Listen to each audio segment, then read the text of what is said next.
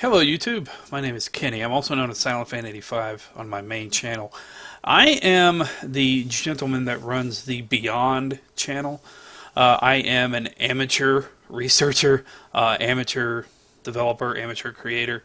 But I've been interested in the paranormal and everything extended out from it for a long, long time. I've had some personal history of ghostly encounters. I've had friends and family that I've run into UFOs, pretty much whatever you can think of. I've had some sort of experience in it, either from third party or from myself. And what I wanted to do today was I wanted to share a list with you of some mysterious things within this world because I'm very open-minded with this, and this will be my first video on it, with me being personally involved in it. All the other videos up on this channel I've created in my spare time. Again, a very amateur touch, which you can see in it. But the one I'm doing today comes from listverse.com. There'll be a link to it down below. And it's just some very interesting things that I wanted to share with you.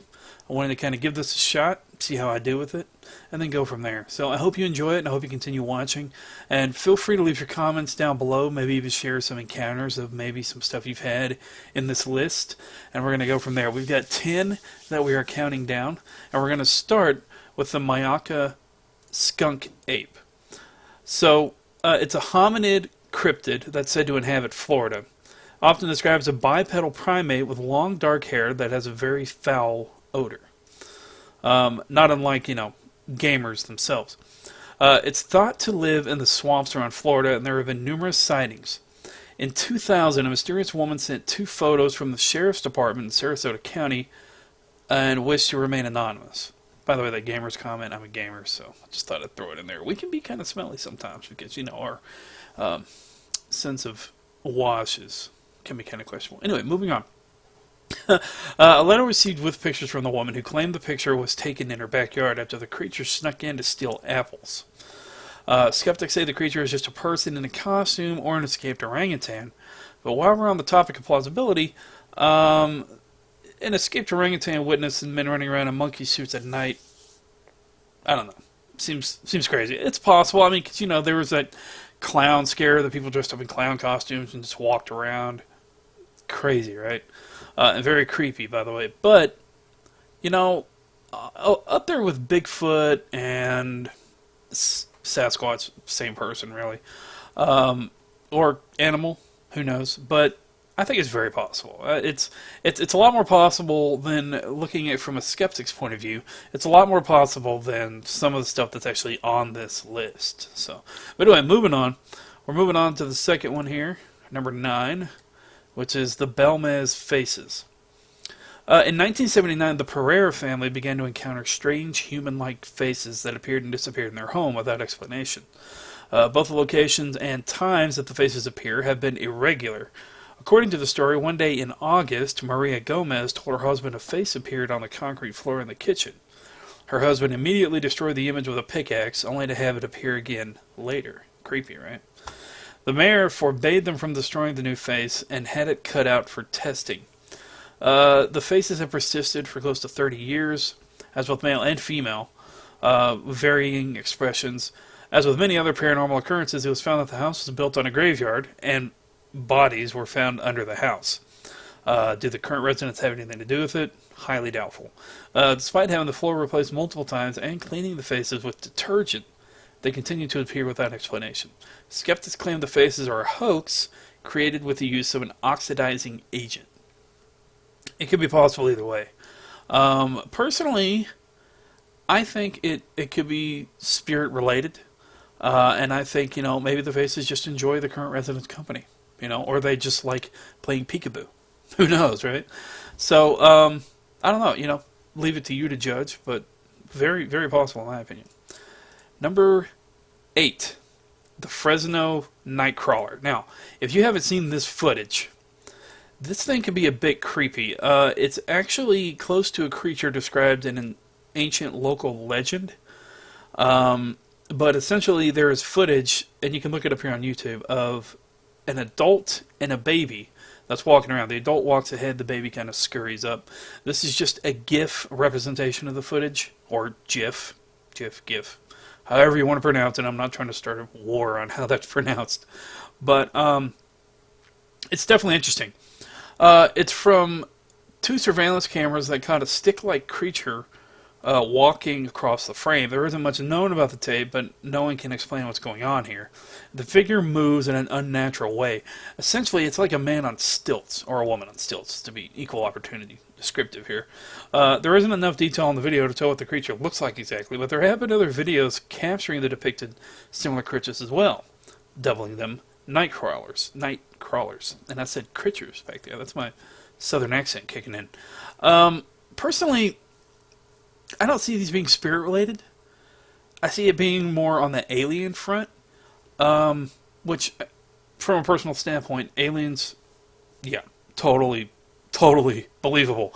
Our universe is way too damn big for it to be likewise, or for it to be the other way around. I mean, think about it. There are, excuse me, sorry about that, that's pretty unprofessional. There are planets and solar systems so vast and so numerous in the sky that they far outnumber beaches of grains of sand on the beach. I'm a little flustered right now, as you can tell, but doing good. So moving on, we come to the Paulding Light. The story of the Paulding Light goes that one night an oncoming train crushed a railroad switchman as he tried to direct the sleeping conductor with his lanterns.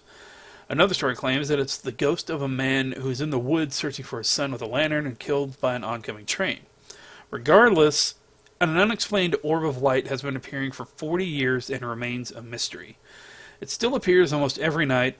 Students from Michigan Tech recently claimed to have debunked the myth, calling the phenomenon nothing more than the headlights of cars on a nearby freeway.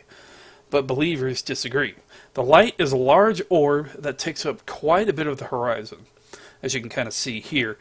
This picture is pretty dark, but it's pretty dark. This is the best picture of the orb that I could find through Google. So I think there may be some footage here on YouTube. It's something that I could really look into. I didn't really dive too deep into this one because it just seemed like a standard orb thing to me.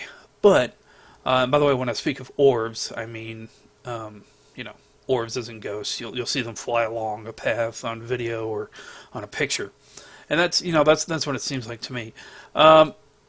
Judging from the picture, it's an unnatural light, whatever it is, because obviously there's not a whole lot of light being cast on the surrounding area. So again, it kind of falls under orb to me. Moving on, we come to the San Antonio Ghost Tracks. Now, this is a video that's up here on YouTube. They're found in San Antonio. They become known as the Ghost Tracks because of an odd phenomenon that occurs to cars that park on the tracks. The backstory tells of a school bus full of children that got stuck on the train tracks. You can probably guess where this is going. It said that the train struck the bus, killing all the children, and if anyone stalls, stops, or parks on the tracks, their car will be pushed off by little phantom ghost hands. Along with the movement of the car itself, people have reported feeling the car shake or hearing children's voices and whispers. To make the story even more creepy, people have reported sprinkling baby powder on their bumper, only to find handprints once they've cleared the tracks. Skeptics believe that the spot is an optical illusion and the cars are actually just rolling downhill, but it still doesn't explain handprints that many have found. In the video, the person recording it is saying, "Thank you, little kids," and you see an SUV start moving by itself. Could be downhill, but looking at the angle of this picture alone, and you can look at the footage itself, it's not going downhill. Number one, the horizon is equal. It's not dipping. So, it's pretty crazy. And definitely, again, plausible in my book. Again, it could be downhill. It could be an optical illusion, but I highly doubt it. So moving on, we have the Beckenham Gargoyle. And this thing, by the way, he's not related to David Beckenham. It's a bad joke. David Beckham. Anyway, a video surfaced from Beckenham, England, depicting what seemed like a gargoyle jumping off a playground set. Many have investigated the area and reported a strange feeling of being watched, but no other evidence surrounding the gargoyle exists. Skeptics have tried to disprove the gargoyle's existence, claiming that the video was simply CGI, as any other skeptic is wont to do. The strange hominid has glowing eyes and moves in a very unnatural manner very quickly. Could be anything, honestly. Could be a monkey with wings. It could be a demon. Who knows? And if your mind is open to pretty much anything, then it should definitely be open to monkeys with wings. Because anybody who's seen The Wizard of Oz knows they're real and they're scary as hell. Just saying that watching it as a kid, but no, seriously, gargoyles is kind of a new thing for me. I was a big fan of the cartoon as a kid and the comic, but gargoyles in our world could be possible. Could be a type of alien that got stuck. Who knows? Could be up there, but yeah. So again, that's just this amateur's opinion. So moving on, we come to room 428. Yeah, room 428 is located at Ohio University and is unavailable to students. Here's why. It's been boarded up and closed off because of various paranormal reports regarding the room. Poltergeist activity has been felt, objects flying across the room, doors that open and shut by themselves, and dark shadows appearing and disappearing without explanation. The creepiest thing about this room is the demon-like face that appears in the wood grain of the door. The door has been replaced multiple times, only to have the face appear again. Again, just a spirit saying peekaboo. Of course, it scares the living hell out of people. The apparition is known to be playful and is said to be the spirit of a student that committed suicide in the room, because suicide victims are always playful. If being a freshman at a college university wasn't stressful enough, imagine having to share your dorm with a ghost. Again, the face appearing in wood, there could be both a paranormal and a natural world explanation. There is a theory that our likeness in electric form, having to do with electricity and electrons in the air, can take on appearance when we pass, because the electrons in our brains are of such a vast number that they're attracted to the electrical field around the Earth. We can keep kind of our own, basic shape, and just kind of imprint ourselves when we look through something in the wall, or in a door, or in a floor, especially if you're coming from below. So that's one explanation that I've read on the internet. It kind of makes sense in a way, because the electrical field, and a lot's having to do with the electrical field over the ages, people being able to move massive rocks. One explanation of how the pyramids were built. It's all over the place. But we obviously do have an electric field around our planet. And since there are varying electrons in our body, firing synapses and everything, it's possible. So, that's one theory I've read, and I think it kind of makes sense. All right, moving on. We have the Mapimi Silent Zone. It's a patch of desert in Bolson de Mapimi, Mexico, that's been the site of a very strange radio wave phenomenon. In July 1970, it said that a U.S. military base in Utah launched a test missile that went way off course and crashed in the desert. A bunch of lizards were around. A big-ass lizard appears named Godzilla. A bunch of people go running around. Godzilla gets high and just decides to crash here. His spirit's left behind. It haunts the place and causes radio silence. No, just kidding. That's not actually what happened. A team was sent out to find the wreckage, and a road was built to transport it back. The missile is said to have contained radioactive elements that contaminated the topsoil. It has been said that no radio, TV, shortwave, microwave, or satellite signals can get into the zone. Strange orbs, lights, and UFOs have been spotted in the zone, as well as reports of 3 blonde humanoid creatures. Blonde. Maybe they're just trying to have fun. Several people claim that they request water and nothing else, and when asked where they come from, they reply, from above. While all these claims are starting to seem a little far-fetched, there have been scientific evidence that an odd level of magnetite resides in the soil. Scientists don't know whether this is given the area magnetic properties of the abnormally large amount of meteors that the area is struck by or caused it. Either way, there's something very off about it. Okay, so essentially you've got different different parts of the story going on here. Number one that's very believable is the radio, TV, shortwave, microwave, and satellite signals not able to get into the zone. It's a dead zone for all kinds of waves, which makes sense. There are different parts of Earth that definitely are described as such, and you can't get anything there. So that part makes sense. Strange orb of lights and UFOs, definitely, definitely possible.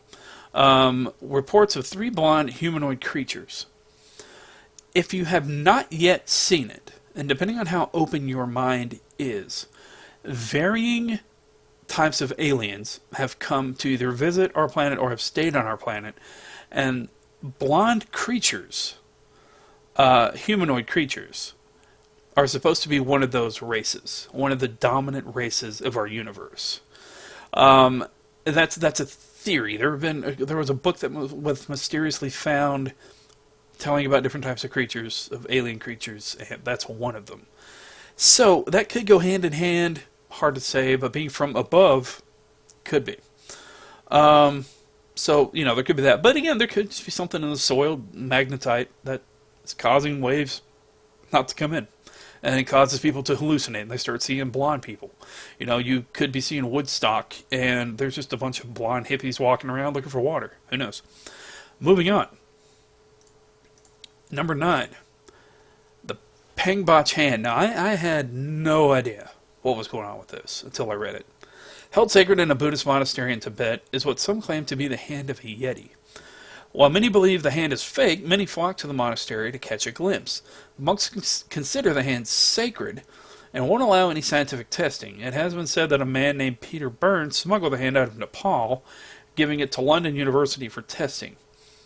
William Hill ran tests on the hand with surprising results. He concluded the hand was indeed hominid. I mean, looking at it, you can tell that it comes from a humanoid, but more closely matched to that of Neanderthal than modern man. In addition, tests were run by NBC for the show Unsolved Mysteries and found the hand to be near human, quote unquote. The hand was then stolen, and its current location is a mystery. It is thought to be in a private collection traded through the black market, like many other missing items in our world. For those that don't know, and this is the nerdy side of it coming up, The Simpsons did a Halloween special to where he was given a monkey paw. That's what this reminds me of. But there's also a totally unrelated artifact. Well, kind of related DNA-wise. But you're granted 3 wishes. The wishes come true, but they have consequences, so on and so forth. That's what this reminds me of. But at the same time, going back to Neanderthal, it's very possible. Even recent DNA research has shown that 2.5 to 5% of humans on Earth nowadays, most of us, have 2.5 to 5% Neanderthal DNA in us. And I kind of got that mixed up. I should just say most of the humans on Earth right now have 2.5 to 5% Neanderthal DNA. And they've also recently discovered a new humanoid or hominid that was with us. It's called the Denisovan. You can look that up, Denisova Cave. They found a pinky-sized bone that has more DNA recurrence than the most perfect Neanderthal specimen. So it's all over the place. So coming to the granddaddy of all theories and conjecture and stories and multiple films made about it, the Battle of Los Angeles. This, I believed, and I believe, happened. On February 24th, 1942 in Los Angeles, the air raid sirens began to go off. Many believe that the United States is experiencing another attack from Japan, and we were ready to go. We were ready to fight. A complete blackout was fired on the 37th Coast Artillery Brigade, unloaded 1,400 12.8-pound anti-aircraft shells at a mysterious object floating in the night sky. The bombardment went on for a full hour, with the all-clear being given at 7:21 a.m. The media went crazy after the incident and became front-page news. What could possibly remain in the night sky with multiple spotlights on it, soaking up 1,400 rounds of anti-aircraft ammunition over the course of an hour? A weather balloon! Of course! That's directly from the article, by the way. Well, that's what the government said when questioned in the incident. The missiles killed 4 to 5 civilians, and 3 people died of stress-induced heart attacks. The craft then moved over the state, hovering at certain times while it was being fired at. Some described it as one large object, and others as multiple small objects. Regardless, there was something mysterious over the city of Los Angeles that night, and to this day, it defies explanation. So even looking at this thing, you know, you got the lights, you got the spotlights on it, and yet, probably due to the photograph and it being black and white, there's not a whole lot of light being bounced off the object while the spotlights are on it. Now, that could be caused by maybe some kind of cloaking shield or whatnot, and I'm going very theorist here, but I'm just putting this stuff out there. Maybe some kind of cloaking device. That's the sci-fi nerd in me. Or, you know, it's maybe some kind of metal, some kind of material that doesn't bounce light back, so they can still appear somewhat invisible. What's crazy about all this is that it was an object, a dark object with lights on it, or several objects, according to some people, and it was at night.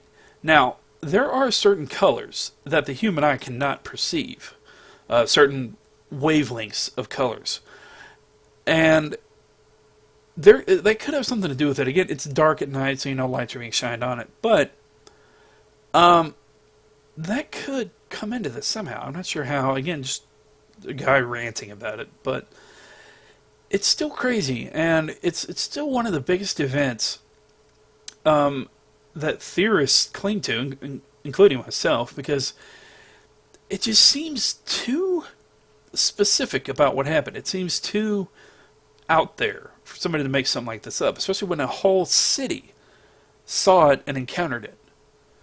And it was, you know, if you go with the whole cover-up thing, it was way too damn big of an event for the government to cover up. They did what they could, but too many people saw it. The Men in Black couldn't come out and, you know, pew, flash people, pew, pew. So, I don't know, crazy, but that's number one. And again, a link to this article will be down below. I'm going to maybe do more videos like this. Let me know if you enjoy it. Let me know in a comment down below. There's obviously going to be some stuff that people disagree on. And again, just keep in mind, I am an amateur. I do this stuff as a hobby in my spare time. But I do want to thank you for watching. Be sure to like, subscribe, comment. And let me know what you think about the other videos on the channel as well. And for now, I'll say salute. See ya.